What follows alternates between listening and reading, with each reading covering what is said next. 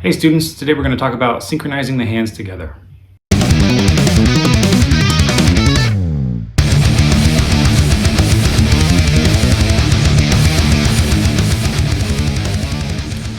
The topic for this video comes from friend and colleague Stemage, aka Metroid Metal, and I'm going to stick a link to his channel below in the description.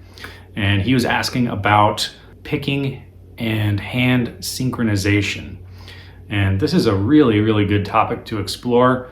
So first, let's talk a little bit about picking style as it applies to rhythm playing. And let's talk about 3 different ways to do the gallop. So method number 1, we're going to start each gallop with a downstroke. This means that after you complete the gallop rhythm, you're going to have to bring your hand up over the strings to hit that next one. So it's a lot like doing this, just removing a note. So that's method number 1. Method number 2, which a previous student showed me, I thought was pretty cool, is using a little bit of circle picking. So circle picking is where you're going to use your thumb and your index to move your pick in addition to your wrist and your elbow and whatever else. The approach in this case was you do a downstroke and then you use a little bit of circle picking to help you complete the gallop.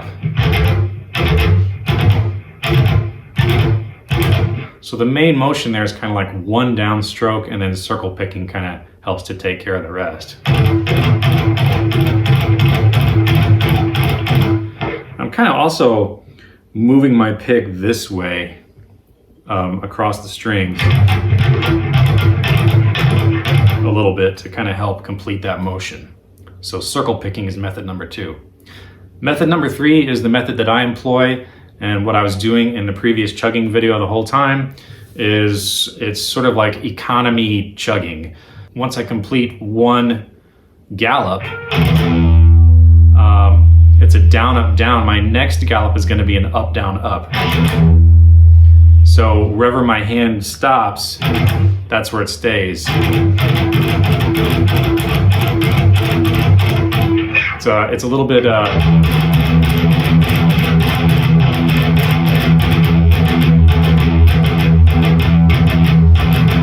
anyway, I just wanted to kind of clear that up as to what I was doing on the chugging video in case anybody was curious. But that's my approach, no wasted movements. Okay, let's move on to the topic of hand synchronization and some exercises that I think and hope will improve this for you guys.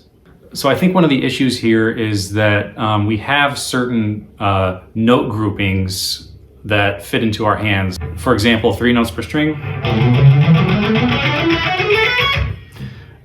is great if you're doing like triplets. So we got the metronome going 80 beats per minute. Let's do some triplets with this.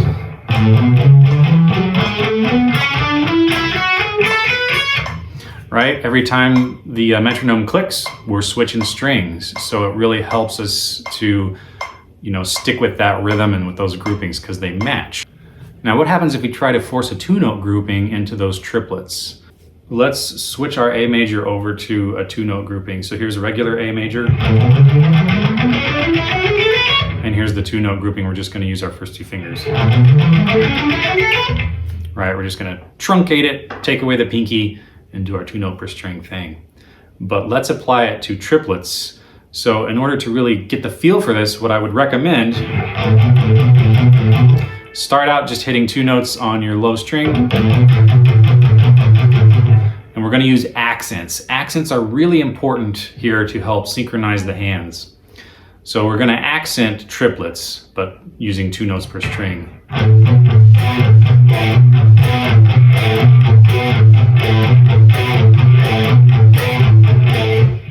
And then I would say do that with a metronome for a little bit.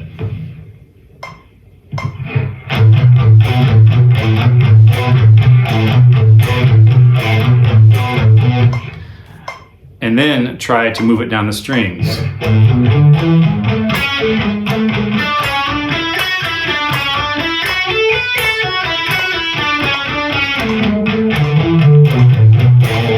that's going to do is force your brain to kind of have groupings of 2 in your left hand, but groupings of 3 in the music. And if you can conquer that, it'll really help out with hand synchronization. Let's try a 3-note grouping in our left hand with 16th notes. We're going to do our A major scale.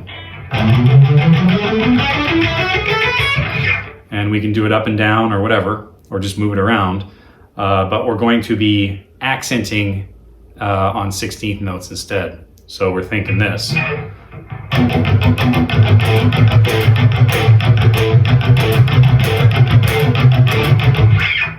Let's give it a try with the metronome.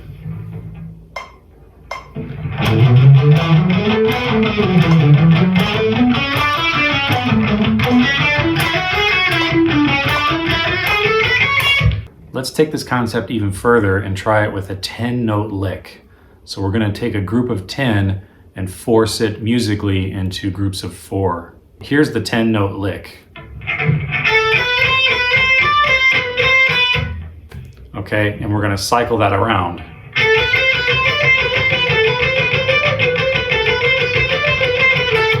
We're going to start with a downstroke on our 5th fret here, high E string. We're going to run through the lick a number of times, and we're going to stop when we hit a beat with the metronome with our index finger again, and see how many times it takes to cycle through that lick to get back to where our index is with the beat.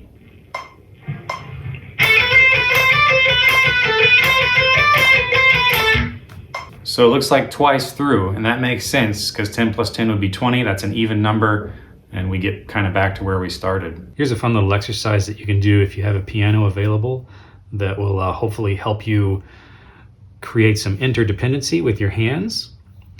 And we're going to start out with sort of a basic little exercise like this.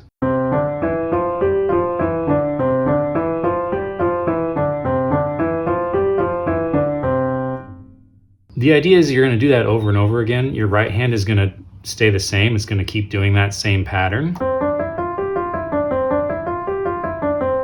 Your left hand is going to change. It's going to drag behind. And so when your right hand is playing 2 notes on the C to D, your left hand is going to hang out on that C for those 2 notes every time. So your left hand is going to sound like this.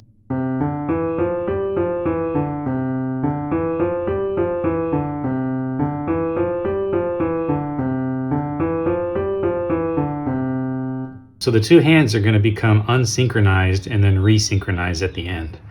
And it'll go something like this.